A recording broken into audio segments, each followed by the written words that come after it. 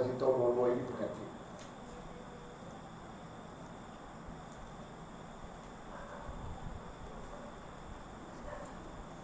Kasih tahu itu dulu.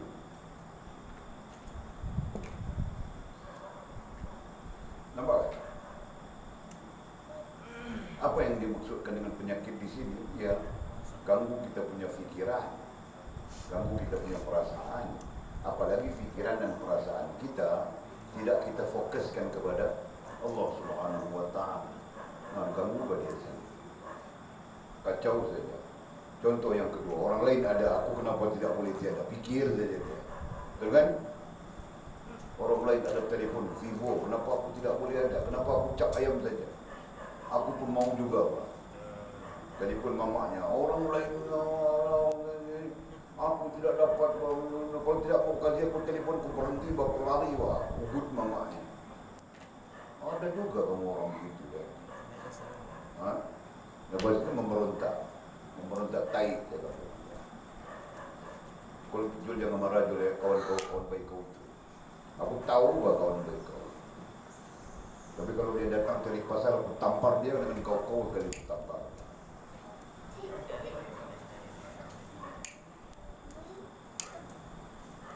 Mau tahu kenapa Arab itu macam mana? Tahu tak? Okey. Jadi itu contoh. Faham tak? Contoh yang mana oleh itu? Yang nombor 2 kan? Contoh yang pertama. Yang nombor 1 saya kasih sudah. Okey. Contoh yang kedua, kau lihat orang lain ada, kau pun mau ada juga. Yang kedua baru kau yang pening. Yang pertama betul.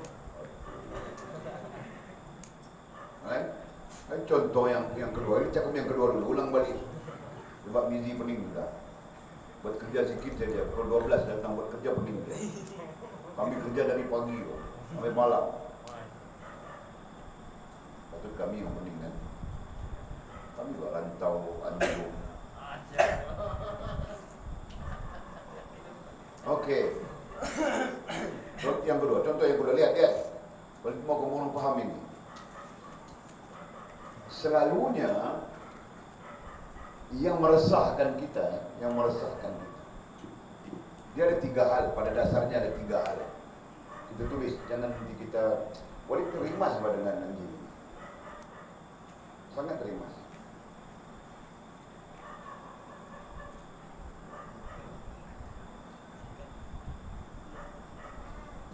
Okey. 3 hal pada dasarnya. 1, dipemilikkan kepada kita. Nah, jadi ini tidak meresahkan lagi, kan? Paham tak? Bangkil mau helikopter, dapat dia helikopter. Jadi dia tidak meresahkan dia lagi, kan? Happy saja, bangga saja dengan helikopternya, gitu kan? Baik, yang meresahkan ini sama ada memang telah dijadikan untuk kita, ditakdirkan untuk kita, cuma belum sampai masanya, gitu kan? Seperti oleh contohkan Mahir Lambung lah, Mahir Lempoyang lah, kan? Usin Jongang seorang lagi, belum sampai masanya, gitu kan? Nah, ini juga meresahkan kita. Paham tak? Situasi ini pernah kamu orang hadapi tak? Pernah kan? Semua orang pernah melaluinya. Dan yang ketiga, lazim meresahkan kita juga adalah kepunyaan orang lain.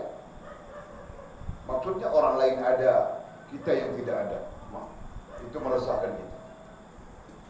Kita macam tidak dapat terima saja. Jangan tutup. Kau buka tutup, dia akan rosak macam yang lepas. Orang itu tidak suka jam ini dia. Siapa yang tahu setting?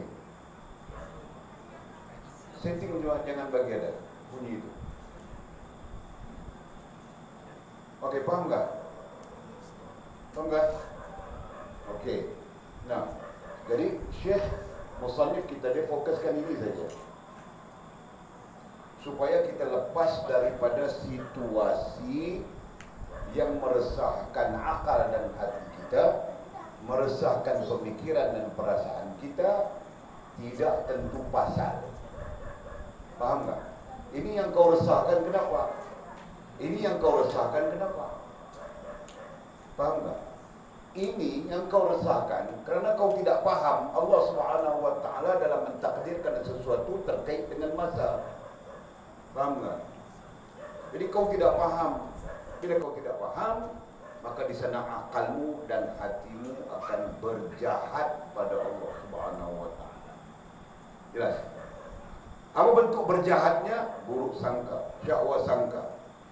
Tidak bersangka baik dengan Allah Subhanahu wa taala. Itu bentuk berjahatnya. Paham tak?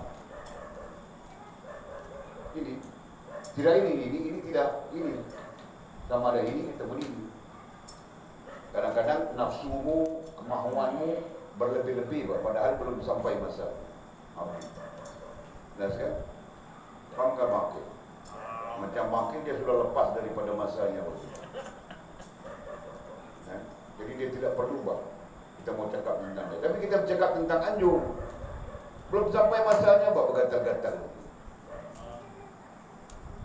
Contoh saja, tidak ada kena mengenai dengan yang hidup maupun yang telah mati. Ya kan? Faham tak? Dia belum sampai masanya. Tapi belum sampai masanya, dia mau juga Pak. Nah, itu mendatangkan keresahan.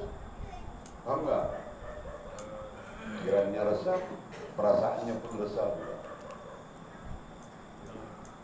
Okey, lain kepunyaan ataupun mungkin faktor yang mempengaruhi anjung resah kerana dia lihat orang lain ada, dia lihat Abang Akil ada Mira, dia lihat Bizi ada Omega-nya, dia lihat Jul ada apa nama Sakinah, Mia Jalifah, rantau pun dia tengok ada sudah Kristina Dewi. Indun kan. Jadi dia pun wah, orang lain ada kenapa aku tidak boleh merasakan. Faham tak? Atau mungkin dia mau Kristina Dewi yang rantau punya ni. Okay? Faham tak? Jadi secara kesimpulan, dua ini yang membawa keresahan lazim, biasa, lazim artinya biasanya merusakkan akal dan hati.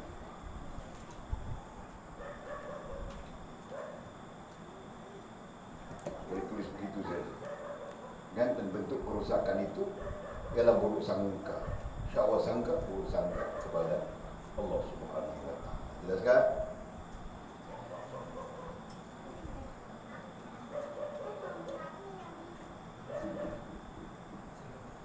Sekarang dia menjelaskan, tidak perlu kita buruk sangka, tidak perlu kita rusak akal, rusak hati, tidak perlu. Kenapa? Apa yang telah ditetapkan untuk kamu akan datang kepada kamu. Nah, ini doktrin. Jadi sepatutnya tidak perlu kau resah. Nomor 2 ataupun nomor 3, begitu maksudnya kan? Padahal ini yang meresahkan kita sekarang. Jadi masa belajar 4 tahun, di sini 4 tahun. Kalau resah sudah 2 tahun baru resah sudah. Mau menikah lah.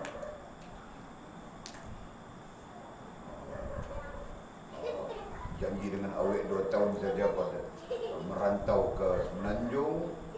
Jadi lepas itu mau jumpa semula, janji berjumpa di jambatan Tamparu ni.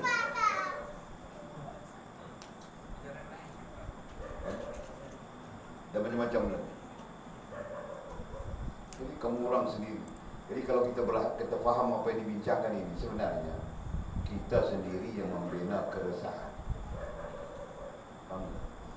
Kita sendiri yang mewujudkan resah gelisah. Atau dia ada dalam falsafah apa itu? Jangan kau cipta hantu, kemudian kau takut kepada hantu. Ada falsafah. Dan ini dikemukakan oleh Jalaluddin Ar-Rumi dan Fakhruddin Ar-Razi. Falsafah itu. Jadi kau create hantu, kemudian kau takut hantu, faham tak? Sama saja keadaannya.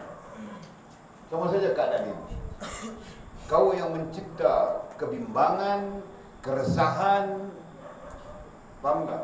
Kemudian kau sendiri takut dengan kebimbangan itu dan keresahan itu. Itu yang maksud kau buat hantu, lepas itu kau takut hantu.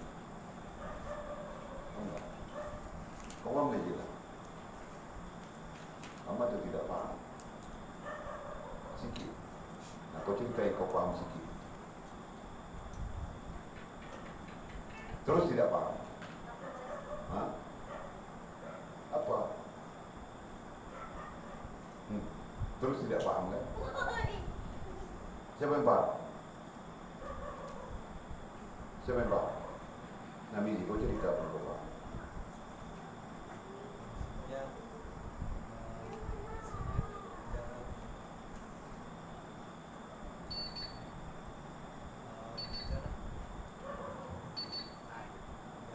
Dia ada satu perkara besar kamu orang belajar sudah. Satu perkara besar, satu istilah besar kamu orang belajar sudah. Berbimbang, bimbang, itu kan? Nah, belajar sudah itu istilah. Jadi bimbang pada keseluruhannya datang dari faktor ini. Paham tak? Nah, ini cartakan pada kamu orang. Kamu orang ini carta baru paham, tidak carta.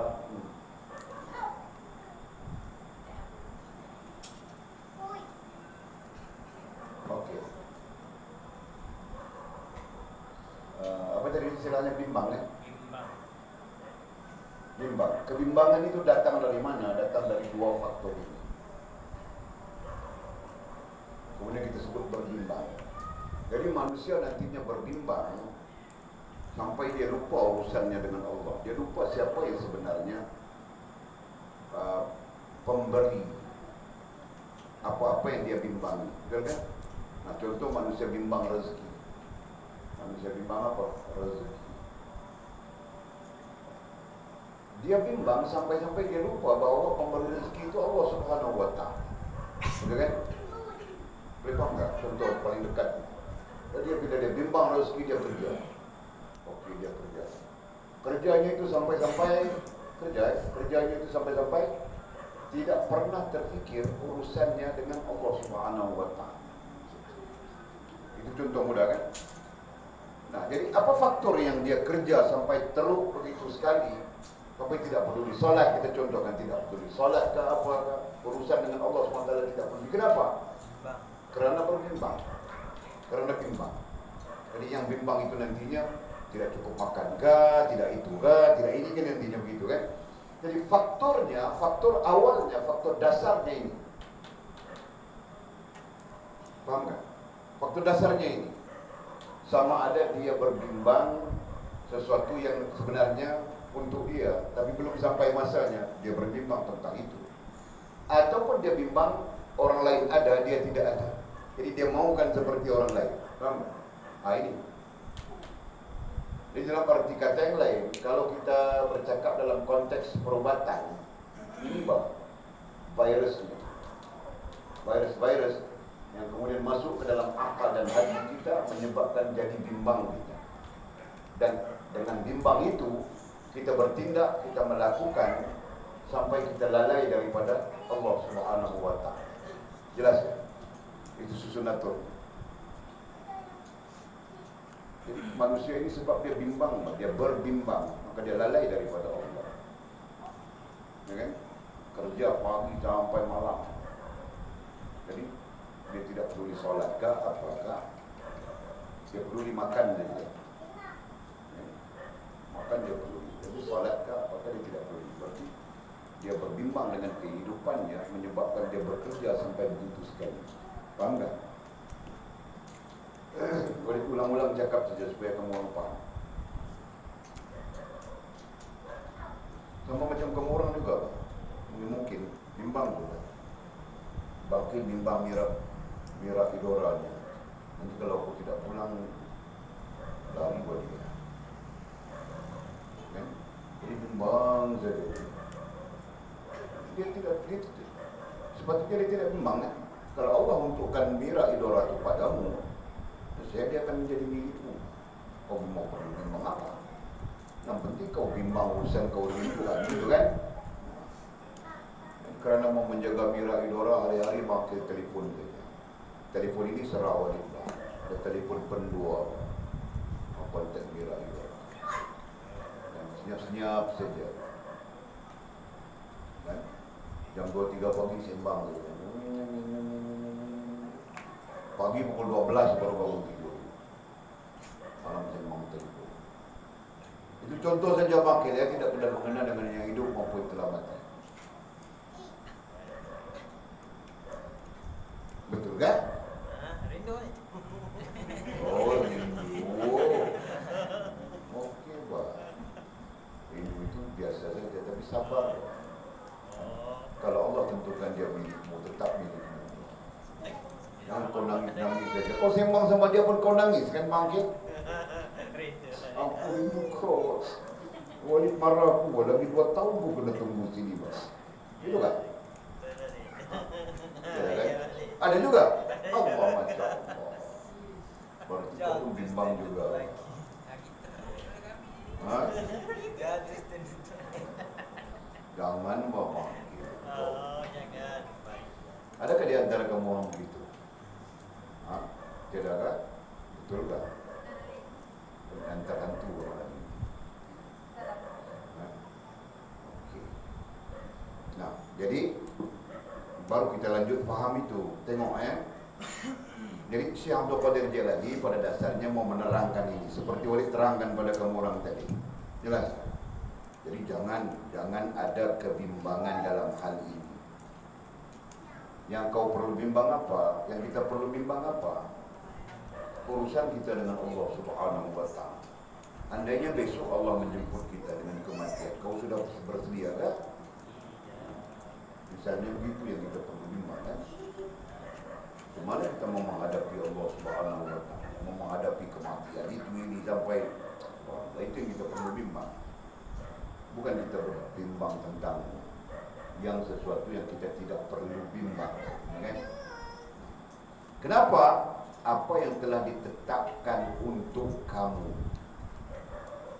Perhatikan, apa yang telah ditetapkan untuk kamu akan datang kepada kamu dan kamu akan dibawa untuk mendapatkannya.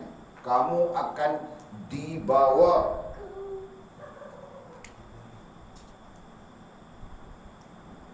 Siapa yang membawa? Allah Subhanahu wa Ta'ala.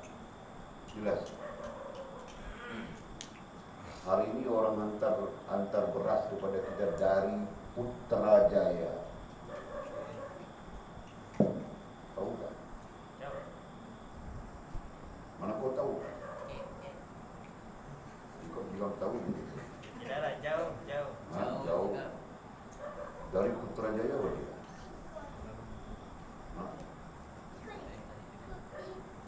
Rezeki itu dibawa oleh seseorang dari Putrajaya ke sini.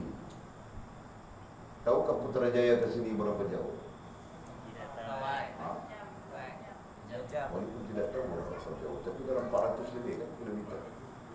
430. Itu baru dibawa, paham tak? Begitulah hal-hal yang lain. Hal-hal yang lain sama saja. Jadi ayatnya, apa yang telah ditetapkan untuk kamu akan datang kepada kamu. Apa yang telah ditetapkan, pasti dia datang kepada kamu. Caranya, bentuknya berbeza. Dan kamu akan dibawa. Kalau dia tidak datang kepada kamu, kamu akan dibawa kepadanya. Paham kan? Sama ada dia itu manusia, dia itu benda, dia itu perkara, dia itu hal, apapun. Itu bentuk dan cara Allah Subhanahu wa Ta'ala.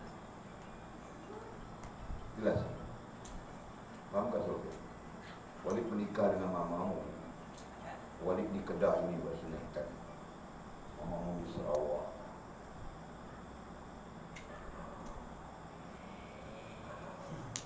Kau tambah buruk.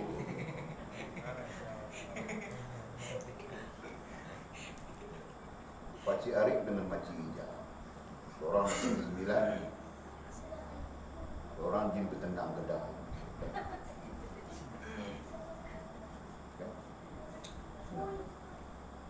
Dan tanya Bang Haji, ya, Allah bawa siapa kepada siapa? Faham tak? Kalau mau tanya wanita, dicakap saja. Ini Mama Muhammad.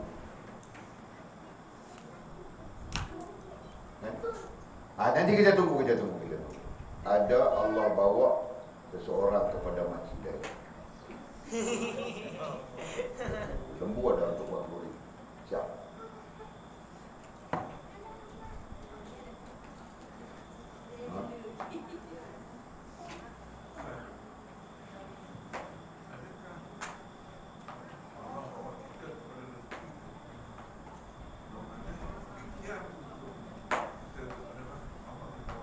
Ya, dia dua keadaan yang sama saja.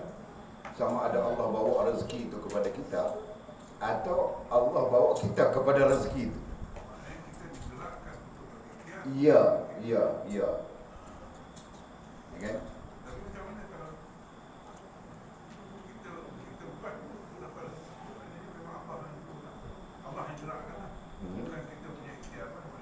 Dan ikhtiar tu dia ada dua sisi yang kita perlu pandang. Satu sisi Allah menggerakkan dengan izin, yang kita sebut izin tu, kan? Dan satu sisi izin juga daripada Allah SWT yang kita sebut ikhtiar kita. Cuma kita bercakap dalam konteks kerohanian di sini, ialah Allah menggerakkan kerohanian kita, berarti Allah menggerakkan akal dan hati kita di sana. Itu, kan?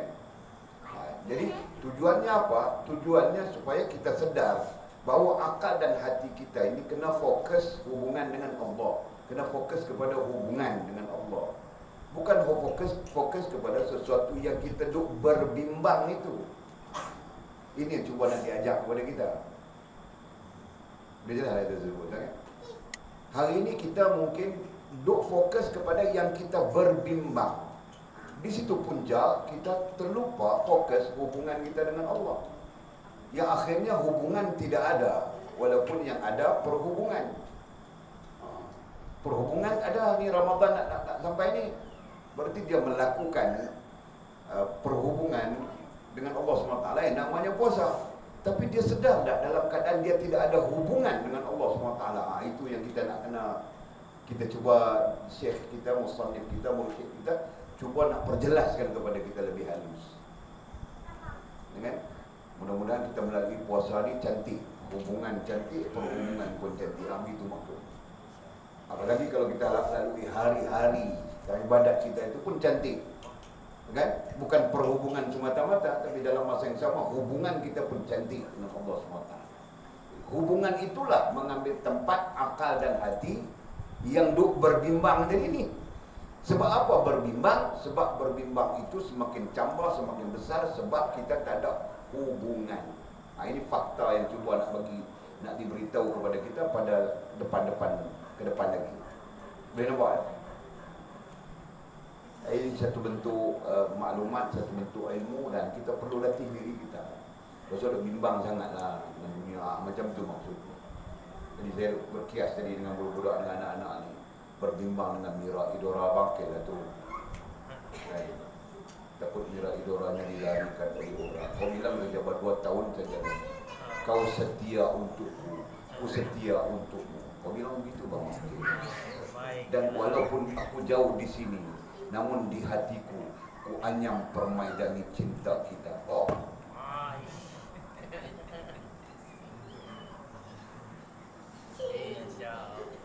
Boleh tak ayat begitu? Boleh tak? Boleh kan? Baru dia pun pakai ni power dia. Kan? Sampai masanya Allah Subhanahu wa taala. Kan? Kita pun pergi saja ke kenduri bangkit.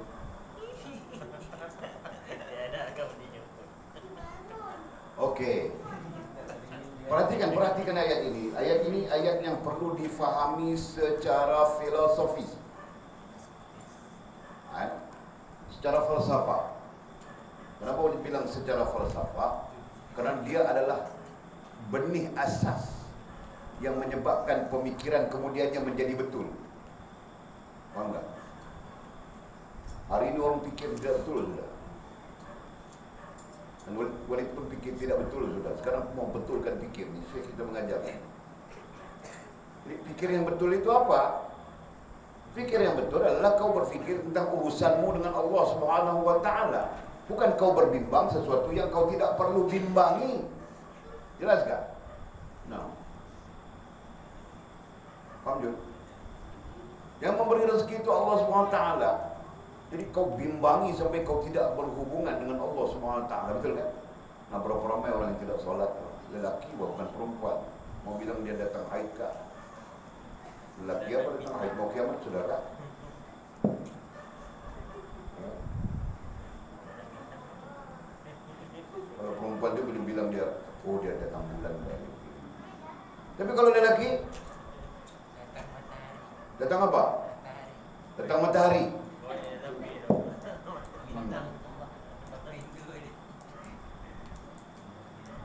Berapa ramai? Nah, itu persoalannya kan? Berapa ramai orang yang tidak mempedulikan sholat? Masya Allah. Dan Allah mengampunkan kita. Kita pun ada kelalaian kita juga kan? Nah, balik ulang ayat. Apa yang telah ditetapkan untuk kamu akan datang kepada kamu. Pasti. Jika Allah untukkan kepada kamu, pasti akan datang kepada kamu. Rezeki kah, keadaan kah, perkara kah, hal kah. Itu maksudnya kan. Dan kamu akan dibawa untuk mendapatkannya. Kalau dia tidak datang kepada kita, kita akan dibawa untuk mendapatkan itu. Faham tak? Okay. Dan kamu pasti akan dapat tidak lama lagi. Kalau sudah diuntukkan kepada kita, kita akan dapat. Maka akan dapat mira idoranya tidak lama lagi, 2 tahun saja. Itu pun kalau dia mau pulang cepat, kan? Boleh tahan ke bang? Boleh tahan ke lagi 2 tahun? InsyaAllah. Bagus. Baik. Apa yang bukan sebaliknya ya? Sebaliknya. Apa yang bukan untuk kamu, berarti bukan untuk kita. Maka kamu akan dijauhkan darinya. Kamu akan dijauhkan darinya. Dan benda, ai perkara, ai keadaan itu pun dijauhkan dari kamu. Dan kamu pasti tidak bertemu dengan benda, ai perkara, ai keadaan itu. Nah, babit ayatnya tadi betul dulu, baru boleh faham. Perhatikan ya.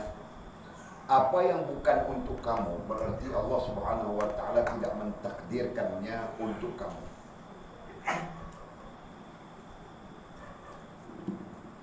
Maka kamu akan dijauhkan darinya. Allah akan menjauhkan kita dari benda atau perkara ataupun keadaan itu.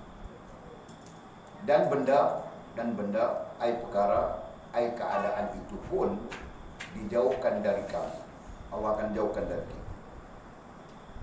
Dan kamu pasti tidak bertemu dengan benda, ai perkara, ai keadaan itu. Boleh faham tak ya? Boleh kan? Simple saja. Sebaliknya daripada apa yang kita bincang tadi. Nah, sekarang kita halusi sikit ya. Contohnya apa? Sebelum ada pertanyaan, kamu orang berhak untuk bertanya dan Walid akan bertanya. Ada pertanyaan selepas. Okey, kita contohkan dulu. Allah tidak menguntukkan kepada Walid kereta baru. Walid pikir, akhirnya Walid bertemu janganlah. Pikir juga bahawa kan? Bahawa manusia macam kamu orang, macam orang lain juga. Teringin saja kereta baru, koyak plastiknya. Tutup pintu bunyi ketekuk. Ini juga sebagai manusia kan Jul kan? Tapi selepas pikir di ujungnya, tidak perlulah. Tak perlulah. Bangga. Dan Allah Subhanahu wa Ta'ala pun sekadar masa ini dapat rasakan yang Allah tidak menguntukkan hal itu kepada Walid.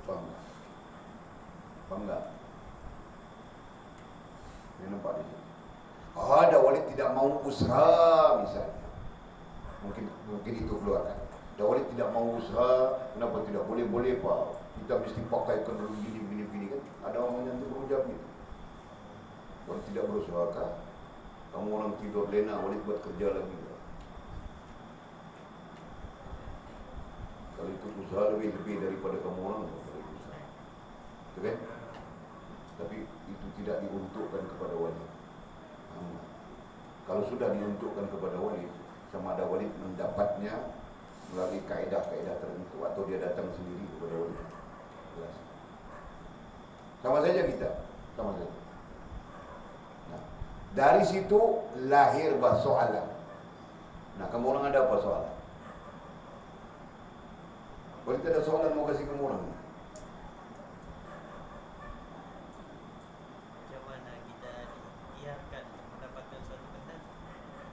Bagaimana? Ikhtiar ini sama saja Bakil. Sama saja. Kalau kau jaga bagang, berarti kau mau ikhtiar datang kau punya keperluan dengan cara jaga bagang juga. Sama saja ikhtiar. Faham enggak? Kalau orang itu menoreh getah, dia akan menoreh getah itu ikhtiarnya. Kalau orang itu cok kelapa sawit, begitu juga dia, sama saja. Kalau orang itu bawa beho macam Bang Mael tadi itu, dia akan bawa beho saja, Bang. Ini hari ikhtiar di sini, esok ikhtiar di sana, lusa. Jadi sama saja. Dalam soal ikhtiar bukan pertikaiannya ada di sini. Yang kita mau bincang di sini adalah soal kerohanian. Ikhtiar itu adalah jasmani kita kan, tinggal laku kita. Nah, nampak kan sekarang? Nah, jadi balik mau persoalan daripada kamu orang terkait kerohanian ini. Mau lihat kamu orang punya PK, kamu orang punya daya tangga.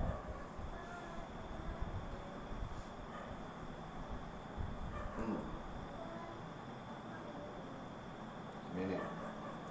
Nah, telefon Walid lupa telefon kan? Lupa telefon. 2 minit. Kau masalah juga. Nah, Walid tanya soalan.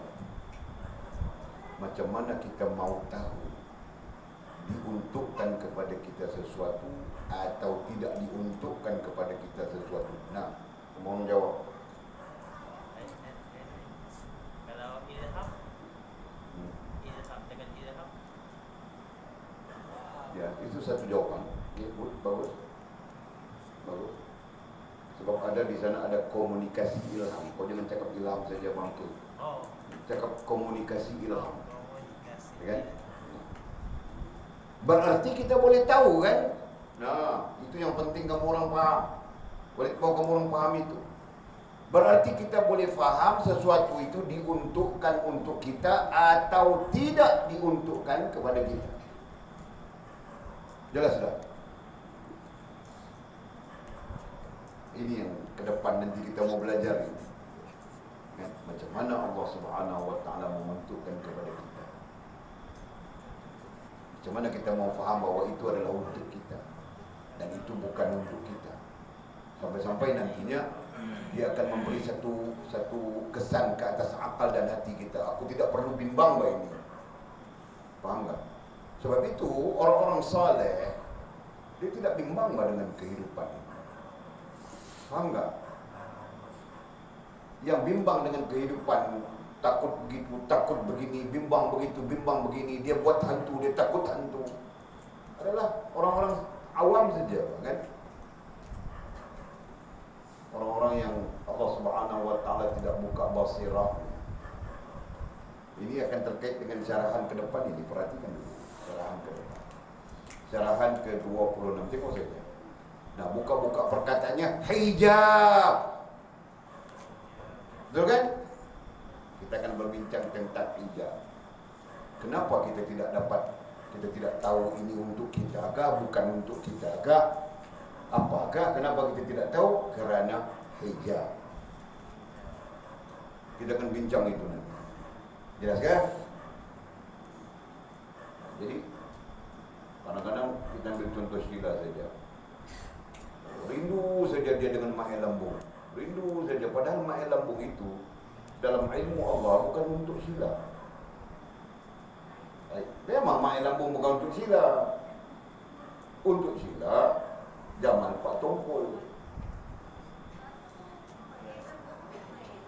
Jadi Sheila mungkin mula-mula dia ingat saja dengan Mae Lambung. Aduh, Mae Lambung, kenapalah kau tidak datangi Mae Lambung? Telefon. Oh, tapi telefon. Tidak juga sebulan, 2 bulan, 3 bulan, 4 bulan. Akhirnya Sheila pun stres, tidak fikir lagi bahawa Mae Lambung. Ketika itu datang zaman Pak Tongkol.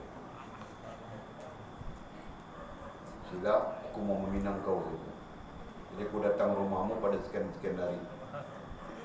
Itu saja. Mak, sekarang kau macam mana saja? Ya, iya kan?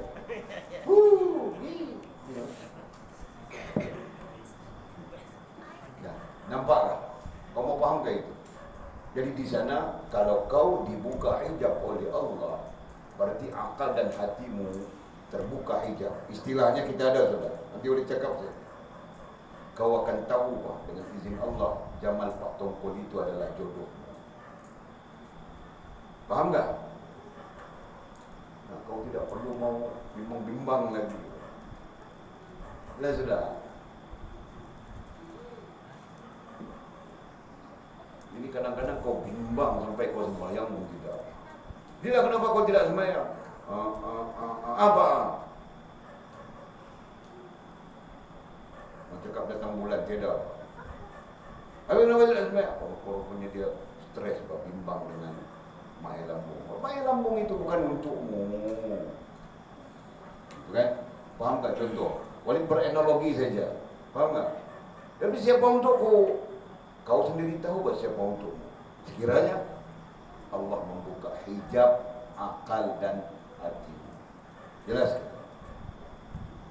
Faham? Nah, sekarang cantum saja. Bagaimana bentuk Allah membuka hijab dan hijab akal dan hatimu? Membuka hijab akalmu namanya musyahadah, membuka hijab hatimu namanya mukasyafah. Belajar sudah istilah-istilah itu semua kan? Nah, cantum saja.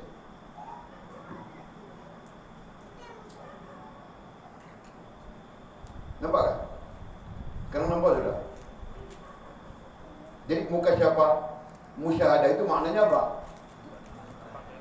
Nampak dengan akal. Musyahadah mukasyafah itu maknanya apa? Nampak dengan hati. Tidakkah istilahnya nampak? Berarti kau boleh nampak apa betul kah Jamal Pak Tongkol ini jodoh? Faham tak? Kan? Betulkah ini rezeki aku?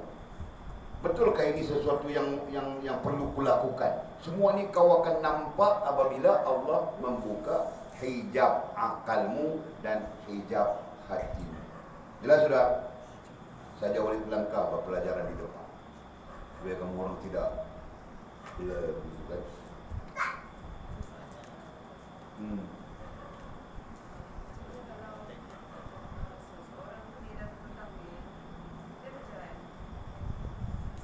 Yalah, dia apa masalah dia kahwin dan bercerai?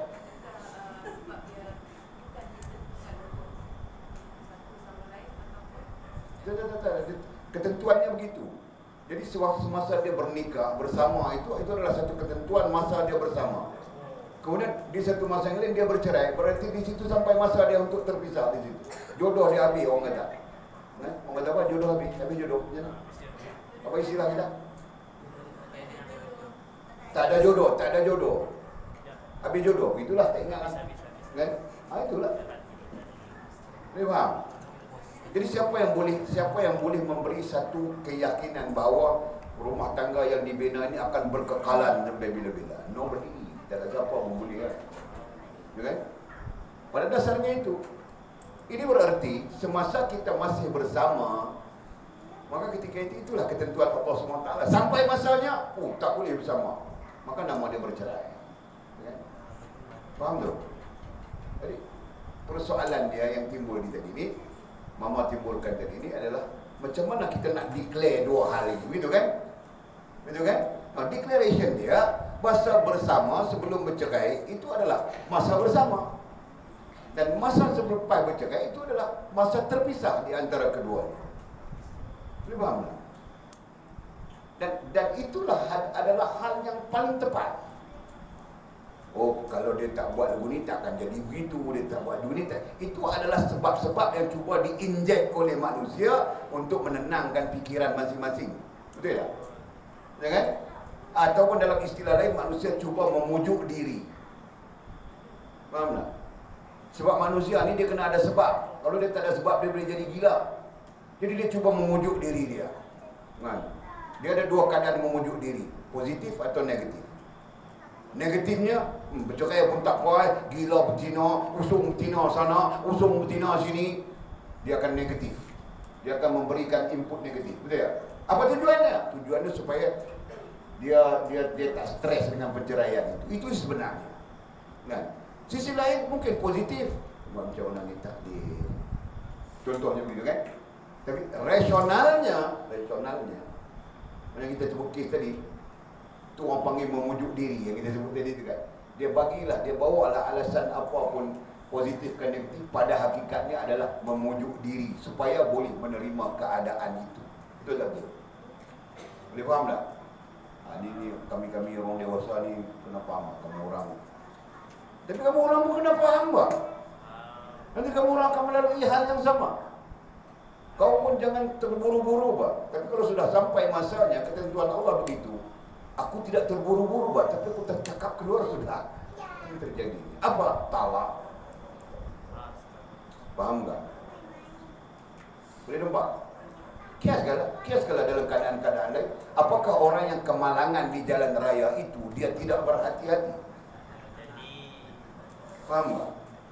Mungkin dia cuai. Dan kita akan meletakkan 1000 andaian lain. Cuailah, bawa motor begitulah, bawa motor beginilah. Itu adalah andaian-andaian kita untuk memberikan kepuasan hati kita terhadap hal itu. Pada hakikatnya, sampai masa sudah. Ya kan? Boleh faham tak? Kiaslah dalam hal apapun. Sebenarnya sama saja, satu saja sifat. Lain soalan, ada? Supaya kita melihat isu ini secara lebih halus. Dan Walid bertegas tadi ya, ini adalah doktrin yang sangat halus. Bila kita cantum baru kita nampak. Kenapa kita sebut musyahadah itu nampak dengan akal? Kenapa kita sebut mukasyafah itu nampak dengan hati? Bahkan itu makna yang paling muktabar. Boleh lihat saja dalam mu'jam lughah. Nampak ma wara bil aqli wa ma wara bil qalbi. Berarti nampak dengan akal, nampak dengan hati. Mesti ada sesuatu di situ kan, nampak dengan akal. Padahal akal bukan ada mata. Betul kan? Padahal hati bukan ada mata. Tapi orang sudah klaim mata hati. Berarti kalau begitu ada mata akal juga bukan? Nah. Sudah. Nah, ini yang kita mau. Supaya kita tidak tersilap. Betul kan? Supaya kita tidak silap perhitungan silam. Jadi nampak tengok Ma'el is ketam bola. Oh, kau pergi bah, kau bukan jodohku. Nampak dengan izin Allah Subhanahu wa taala. Itu yang menyelamatkan kita kan? Kita tidak perlu berbimbang bah, kau mau pergi-pergi saja. Tidak ada masalah. Selama mana aku bersama Allah itu benar, terus saja bah, kita tidak perlu bimbang. Ini Ma'is ketam bola mau lari, kita sini tension, stres. Mana boleh cerita tadi bangkil bah. Mira bilang, sudah 2 tahun sudah aku tunggu kau, Pak. Kau tidak pulang-pulang juga. Kau merantau saja. Bangkit sudah menangis, sudah malam-malam. Jangan, Pak. Jadi 4 pagi dia tidak tidur, siang hari dia bangun jam 12. Betul kan? Dewa. Aku tahu, Pak. Oh. Okey. Faham ke di situ? Ada pertanyaan lagi kah? Anjung, kamu tanya apa? Apa soalanmu? Kau penyakit bah. Bila tanya apa soalanmu, tiada soalan. Bila tidak tanya, kau mau tanya-tanya saja. Ha? Baru saja. Ha? Okey. Jadi kenapa sampai sekarang? Jadi soalan selanjutnya. Kenapa sekarang kita tidak dapat merasakan begitu? Apa jawabanmu? Karena hijab. Sebab itu Imam Ghazali dalam kitab Ihya berbincang tentang hijab. Katanya orang awam pada pandangannya, ini bukan fakta ya, pada pandangannya diselimuti 70.000 hijab. Dalam Ihya sebut 70.000 hijab. Jadi ada orang yang sampai mau mati dia tinggal 20.000 hijab, ataupun 10.000 hijab, ataupun 5.000 hijab itu. Ada orang yang 70.000 itu berkekalan daripada hidup sampai mati. Ha?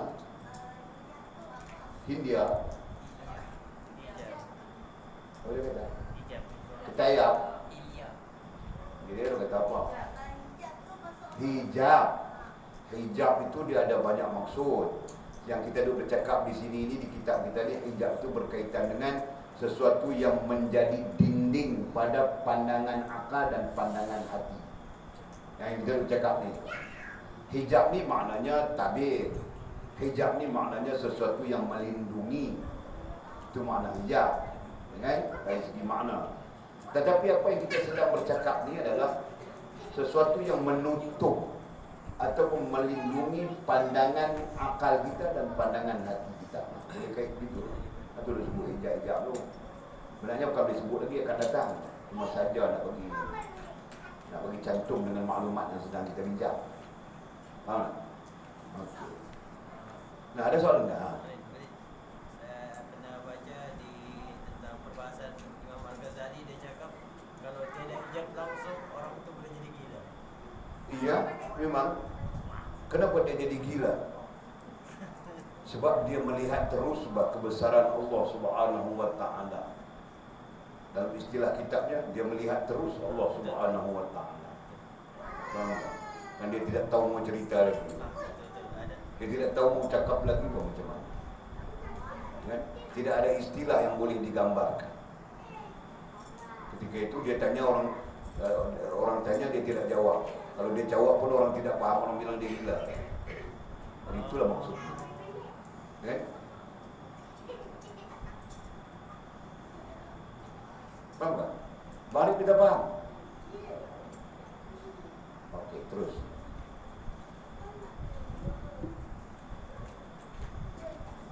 Oleh itu, berpuas hatilah dengan yang ada dalam kepunyaanmu.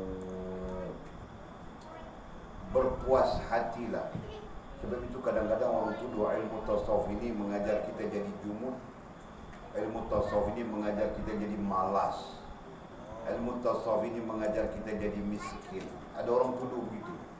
Kenapa? Kerana dia faham daripada literal, dia faham daripada teks. Dia tidak faham dari sudut makna tersirat. Nah, kalau tengok makna tersiratnya, kalau kita faham daripada makna teks saja itu, oleh itu berpuas hatilah dengan yang ada dalam kepunyaan kamu. Jadi berpuas hatilah, memadai ibadah, tak perlu kita kerja-kerja lebih-lebih dan sebagainya. Begitu kan? Malas tidur saja. Itu teks. Tapi hakikatnya di sini kalau diperhatikan, oleh itu berpuas hatilah. Apa makna puas hati?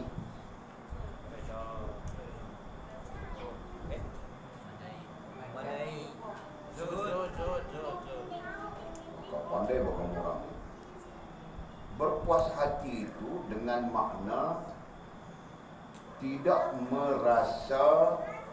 Kita bercakap tentang perasaan kan, hati-hati itu poinnya adalah perasaan kan. Tidak merasa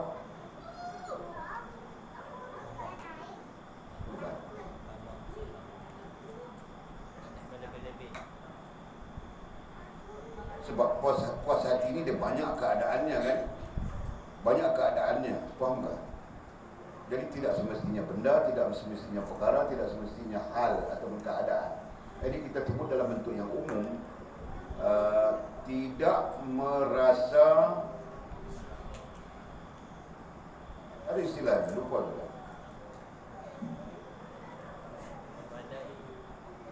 pada keseluruhannya adalah memadai, adalah mencukupi, itu pada keseluruhannya. Tapi ada istilah yang terkait langsung dari segi bahasa. Berpuas hati itu ada istilahnya. Apa ya? Boleh sebutkan pada kamu? Hah? Ala kadar itu apa pula? Ini tentang perasaan ini, tentang perasaan. Berpuas hati itu adalah perasaan, dan ada perasaan tidak membantah misalnya. Ada perasaan yang tenang, senang. Senang wah istilah. Berperasaan senang.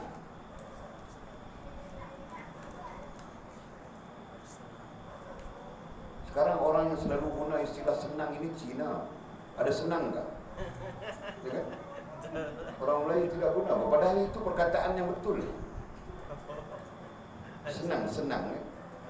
Jadi ada senang tak misalnya kan? Itu perkataan yang betul. Kalau ikut kamus dewan bahasa itu perkataan yang betul. Encik sibuk kan? Encik ada masa kan? Jadi kita tanya orang encik sibuk kan? Padahal kita nampak orang tu pun sibuk sudah. Tidak betul kan? Perkataan yang betulnya senang. Nah sekarang perasaan senang.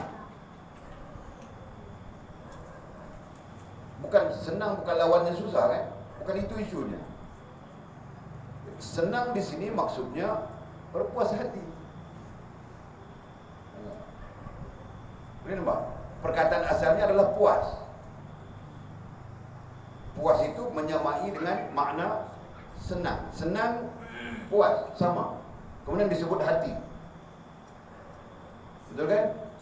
Dia adalah perkataan idhafi. Perkataan yang sandar menyandar. Perkataan idhafat. Padang dengan bola. Padang lain maknanya kan? Bola lain maknanya kan?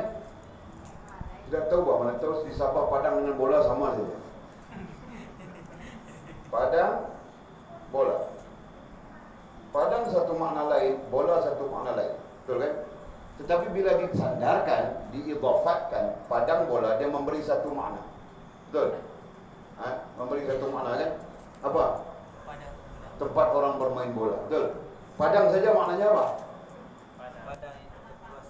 Tempat luas. Tempat terbuka, luas. Kalau kami di Kedah ini sawah padi pun orang bilang padang. Paham enggak? Jadi perkataan yang memberi satu makna tadi apabila campur padang dengan bola itu bilang idhafatnya. Nah, puas campur hati dapat satu makna. Betul kan? Jadi puas itu dimaknakan dengan senang. Senang campur hati. Orang bilang senang hati. Itu. Nampak? Jadi puas dengan senang itu semakna menurut kamus dewan, kamus kita, kamus bahasa kita. Jadi kalau orang putih bilang my pleasure. Jadi dengan senang hati, betul kan? Jadi berarti dia puas hati pada itu. Kalau kita mau sebut puas, itu apa maknanya? Jelas kan? Paham enggak? Boleh takut kamu orang tidak paham, boleh sampai pikir, Pak. Boleh takut 2 kali 5 kamu orang tidak tahu maknanya 10. Jadi boleh mau cari guru matematik pula mengajar kamu orang. Ya boleh tahu, Pak. Kan? Kita hari lagi mau cari guru apa pula mengajar. Buat bom mau enggak buat bom?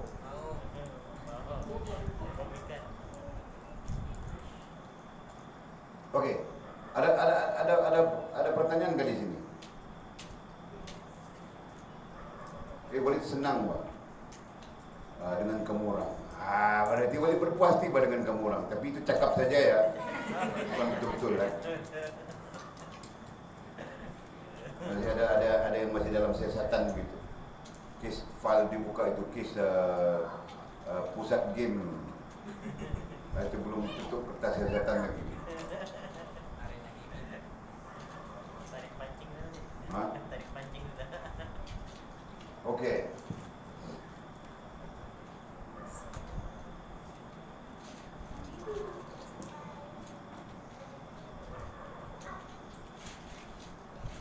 Oleh itu berpuas hatilah dengan yang ada dalam kepunyaan kamu.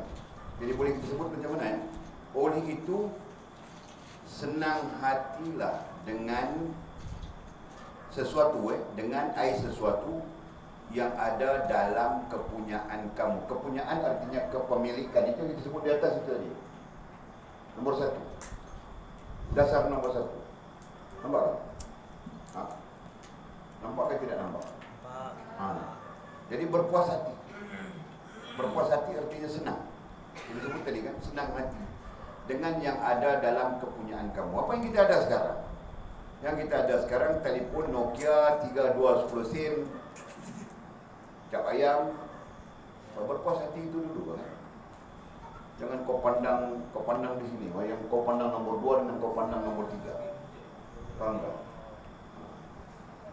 Mungkin nanti sama ada untuk kita. Allah SWT sudah merezekikan kepada kita telefon Apple 12 Pro Max. apa nama? 12 Pro Max. 12 Pro Max. Pro Max. Allah Ta'ala sudah rezekikan bahawa untuk kau. Tapi bila 5 tahun akan datang, faham tak? Faham tak itu? Nah, 5 tahun akan datang pasti jadi rezekimu, pasti kau akan pakai, Pak. Tidak ada siapa yang boleh menghalang. Pasti kau akan pakai. Tapi untuk 5 tahun sebelum, Allah tidak merezekikanmu. Kau inginkan begitu, kau begitu menginginkannya, kau cari, kau kerja begitu, begini, sampai kau lalai daripada Allah SWT pun tidak akan dapat. Kenapa? Karena Allah tidak menguntukkan kepada. Jelas kan? Boleh faham itu kan? Siapa yang tidak faham itu?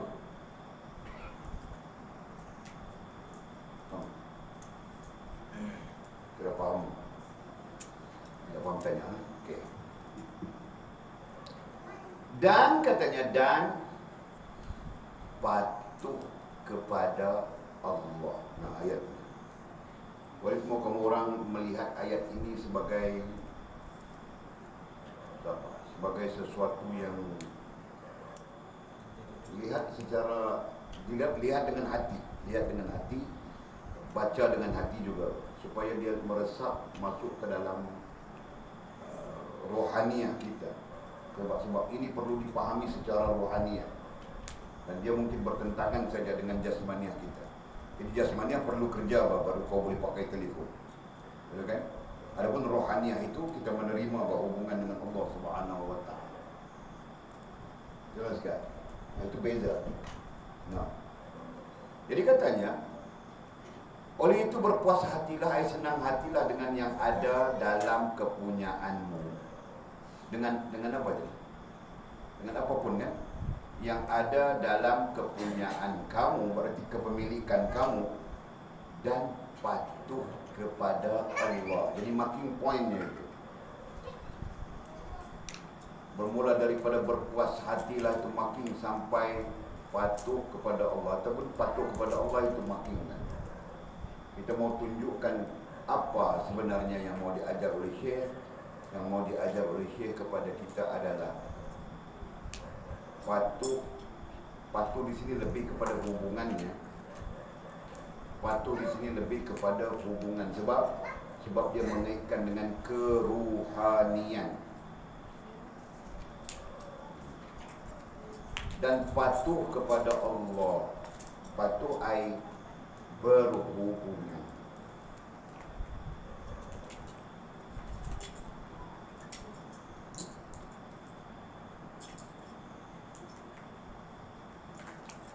Titik di sana ya, titik.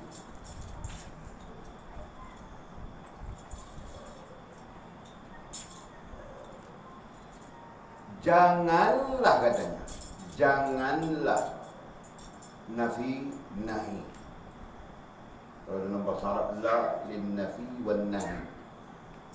Janganlah pandang. Nah, guna istilahnya pandang. Pandang, di ujung orang sebut pandangan. Datang dari mana pandangan? Dari pemikiran. Pemikiran datang dari mana? dari akal. Nah, kita bilang nampak dengan akal. Ya kan? Nah, istilah ini terkait ya, kamu orang perlu lazim semuanya. Nah, janganlah pandang yang lain dari dia sahaja. Berarti jangan akalmu terfokus kepada lain selain Allah. Berarti jangan hatimu terfokus kepada lain selain Allah. Itu maksudnya. Dan akal dengan hati itu tersebut di dalam satu istilah saja, ruhaniyah. Dan ruhaniyah itu terkait dalam satu juga istilahnya, hubungan. Tertibnya walid atur elok sudah semuanya. Kalau kamu orang hafal, pasti nampak saja jalurnya gitu kan. Kalau hafal, bilang kalau hafal kan. Semester 3 punya exam, semuanya membabitkan hafalan saja. Ingat ya, boleh kasih tahu dari awal ya.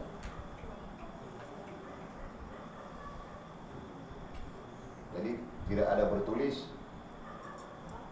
tidak ada exam bertulis. Ada tugasan, ada esei yang perlu disiapkan, dan examnya adalah lisan semuanya. Jadi perlu hafal.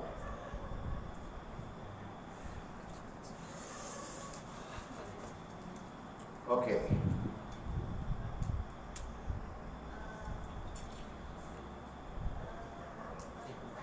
Tak apa, boleh cakap siap. Dalam ini yang tak apa. Hafal saja.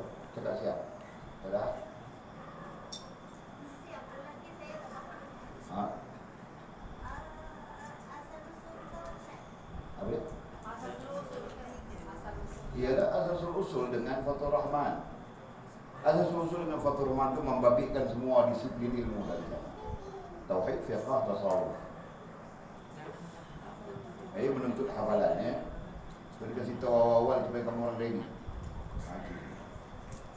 Okey. Ulang ayat. Janganlah pandang yang lain dari dia sahaja. Pandang orang babit apa? Berhubungan. Fokus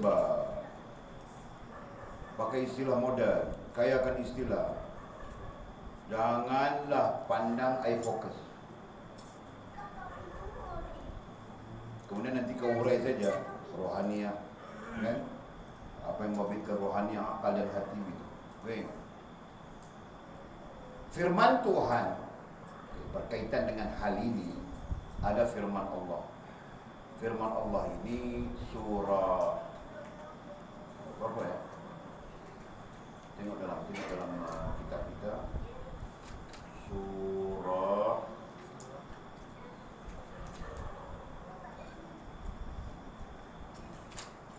mana dia? Surah apa?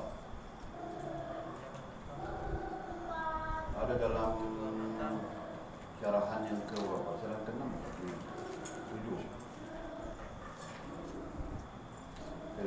Cari. Orang belum balik lah nama surah. Allah. Cari tidak jumpa pada tengah-tengah.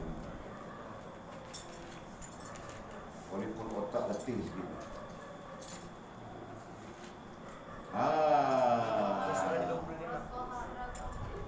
Apa? Surah Toha ayat 131. Toha 131. Babit di sana, babit di sana. Dan janganlah kamu tujukan kedua matamu, wala tamuddanna 'ainaika ila ma matta'na bihi azwajan minhum zahratal hayatid dunya linaftinahum fihi wa rizqu rabbika khairun wa abqa. Itu bunyi ayat. Dan janganlah kamu tujukan kedua matamu. Tujukan, fokuskan. Itu sebab boleh pakai perkataan fokus tadi. Supaya kamu orang tidak clear. Dan janganlah kamu tujukan, fokuskan kedua matamu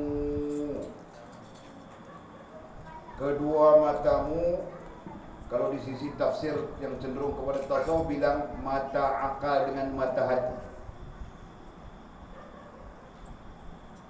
Itu di sisi para ulama tasawuf.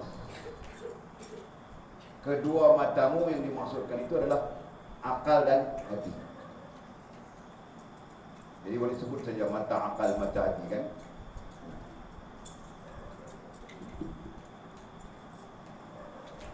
Dan janganlah kamu tuduhkan, fokuskan kedua matamu, akal dan hati kepada apa yang telah kami berikan kepada golongan-golongan dari mereka.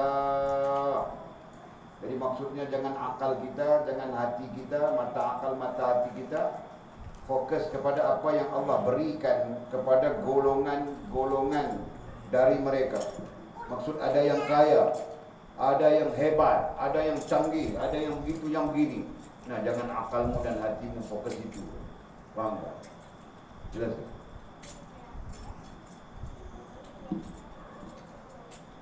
Sebagai bunga kehidupan. Jadi apa yang Allah Subhanahu wa taala kasih kepada golongan-golongan yang dibilang tadi kaya, hebat, begitu begini, itu semua sebagai bunga kehidupan saja.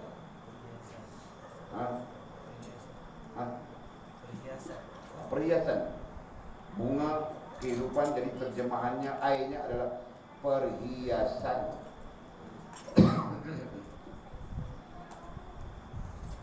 Jadi kalau kita sedang belajar begini, jangan kita syok dengan telefon.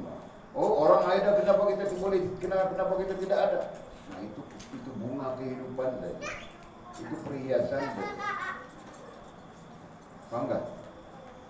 Sekarang paham tak? Nanti kacau saja mama minta duit mau beli telefon. Boleh marah apa? Orang perempuan ada. Boleh tengok saja telefon. Boleh nanti tulis buat telefon kau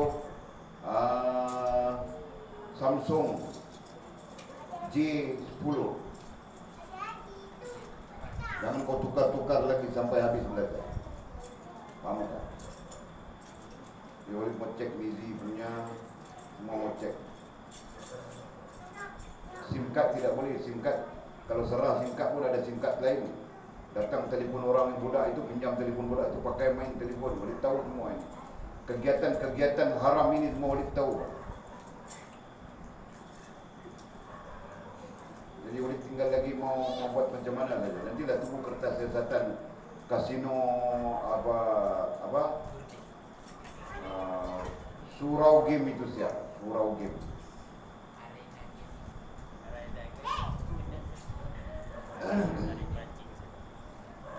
Okey. Jadi orang banyak tertipu dengan bunga kehidupan ini kan. Nah, sebagai bunga kehidupan, perhiasan dunia. Sebagai bunga kehidupan itu perhiasan dunia. Ini berarti Allah SWT jadikan sesuatu yang kita mau, kita suka ini kan. Dua hal di bawah itu adalah perhiasan saja. Sebab itu kita tengok orang yang kaya, kita syok dengan kaya, padahal dia kalau boleh dia mau jadi miskin. Faham? Dia bilang kaya pun hati tidak senang, duit banyak mau makan tidak boleh. Pantang sudah kena kencing manis. Kita makan semacam saja, durian kah, kambing kah, apakah kita makan saja. Tadi kawan Walid yang datang tadi kan, Haji itu kan, Haji Mustafa tadi. Nah, dia pun pantang semua ini. Silap makan sikit bengkak kakinya, Masya Allah. Kesian dia. Dia buat apa? Itu perhiasan dunia. Okey. Untuk katanya, untuk apa perhiasan dunia? Untuk kami cobai mereka dengannya. Untuk kami cobai, uji. Untuk kami cobai, uji. Mereka siapa? Golongan-golongan itu tadi. Dengannya apa? Bunga kehidupan dunia. Ya kan? Jadi Jul, Mia Jalifah pun sebenarnya bunga kehidupan dunia saja. Sama saja. Bahkan Allah sebut, Nabi sebut di dalam hadis sahih, yang namanya wanita-wanita itu adalah bunga kehidupan dunia. Jadi boleh jadi bunga teh ayam, bukan? Boleh jadi bunga ros Jepun yang nampak cantik saja, bau tidak ada, kan? Boleh jadi bunga durian. Bunga durian ini pun bau tidak ada, tapi tunggu saja masanya kau makan kuahnya begini, kan?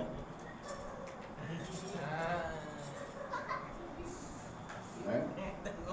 Boleh jadi bunga tai ayam.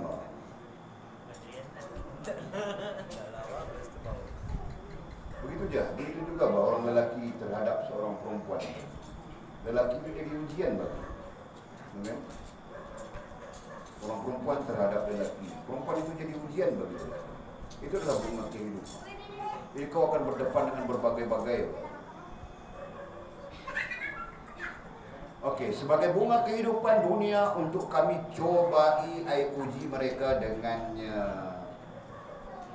Allah uji. Dan kurnia Tuhan kamu adalah lebih baik dan lebih kekal. Dan kurnia Tuhan, pemberian Tuhan kamu, apa yang diberikan oleh Tuhan, itu maknanya, kan? Adalah lebih baik dan lebih kekal. Berarti apa yang Allah beri padamu, tetapkan untukmu, itu lebih baik,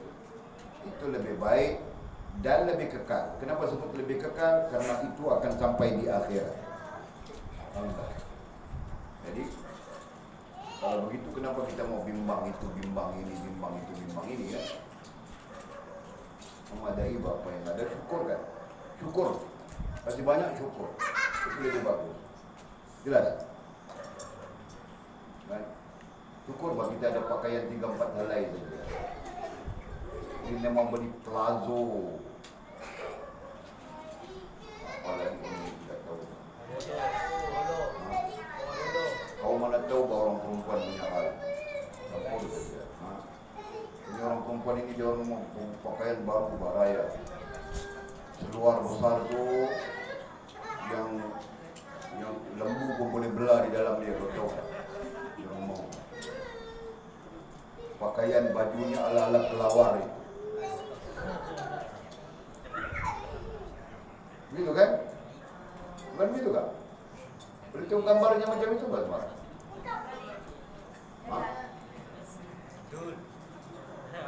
Ini kelawar itu kan? Ya kan? Jadi dalam seluar itu lembu pun boleh begitu. Sebelah kanan seekor lembu, sebelah kiri seekor lembu. Hah? Hah?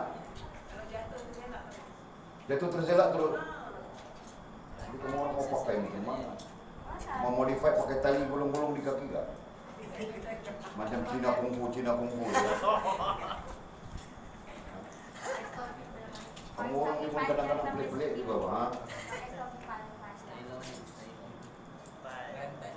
Coba kamu orang fikir yang bukan memadai apa yang ada. Orang raya bukan mau tengok baju, kau tahu kah?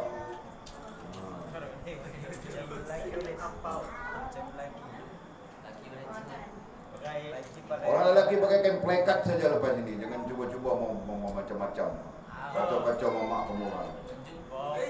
Anjung pun pakai kain plekat juga. Orang tidak mau kacau-kacau. Dia kacau kakaknya saja tu.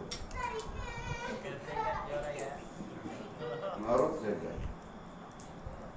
Nah, kemudian kata Musannif Allah, kau berketik.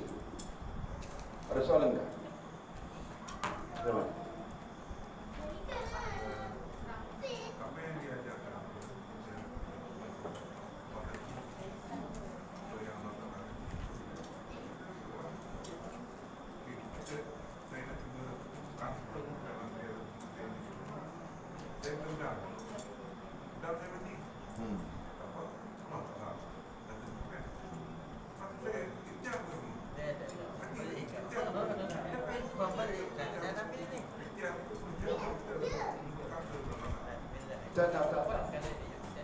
Ikhtiar adalah satu perkara yang harus dari segi sifat.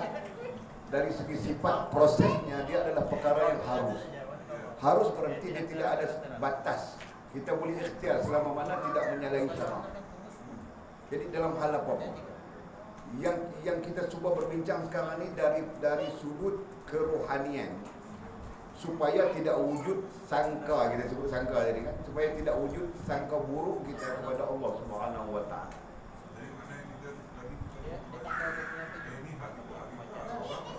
Teruskan saja kan.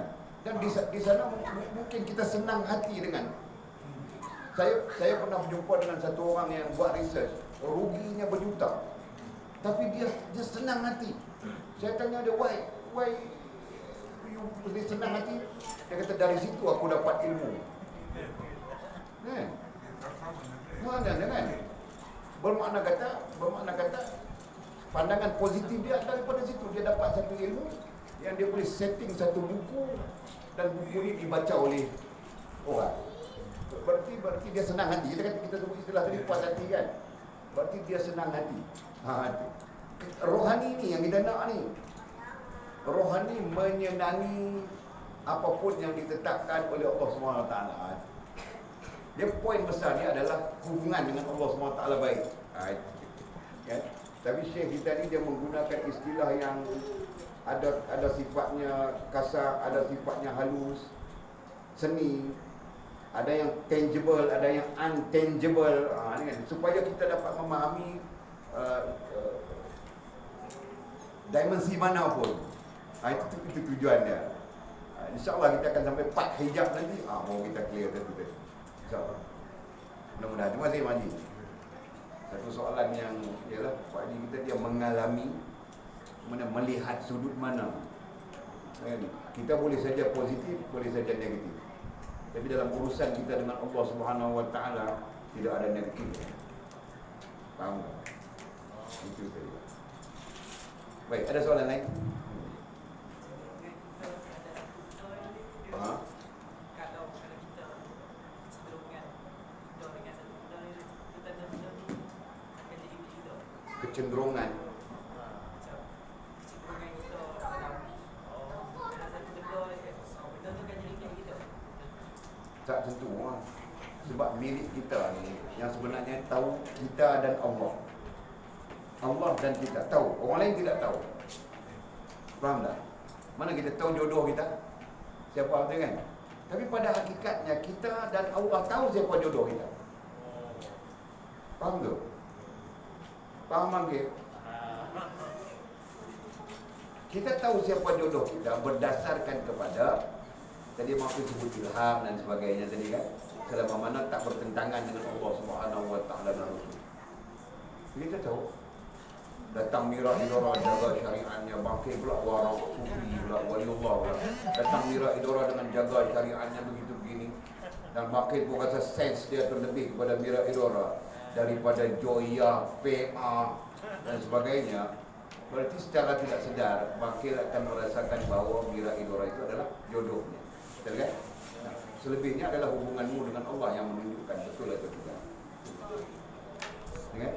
Sebab itu para aulia Allah Subhanahu wa taala kita sebut aulia dengan makna orang yang sempurna hubungan dengan Allah. Orang ni tahu apa nak jadi besok, apa nak berlaku begini, apa. Walid pernah berada di Kelantan nak balik ke sini. Kan? Berada di rumah Tok Guru Haji Abdullah Lubuk Tapak. Walid beritahu dia nak balik malam ni. Dia kata jangan balik malam ni, tak apa nak suami. Tak apa suami. Jadi dia pun prepare tempat tidur. Dia suruh tidur juga, jangan balik. Jadi Walid pun tak buat. Besok pagi sebelum berangkat keluar berita runtuh di Lebuh Raya Longsor. Di Lebuh Raya Timur Barat, Lebuh Raya Jeli tu kan. Runtuh, tutup jalan. Kalau ikut masa Walid keluar bertolak pada malam tu, masa Walid akan sampai di situ, itulah masa runtuh. Faham?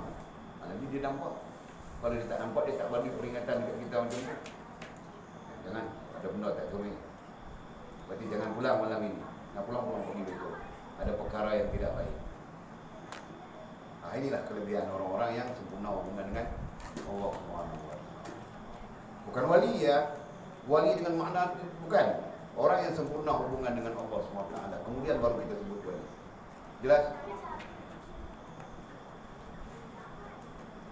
Baik. Ada tadi nanti soalan terjawab lagi. Okey. Ada soalan ke kemuran? Ada. Ada kita berhentilah. Lagi waktu. Kalau kita mau menjelaskan hijab itu kan nampak dari akal. Kalau kita apa? Menjelaskan hijab yang dibuka. Menjelaskan hijab.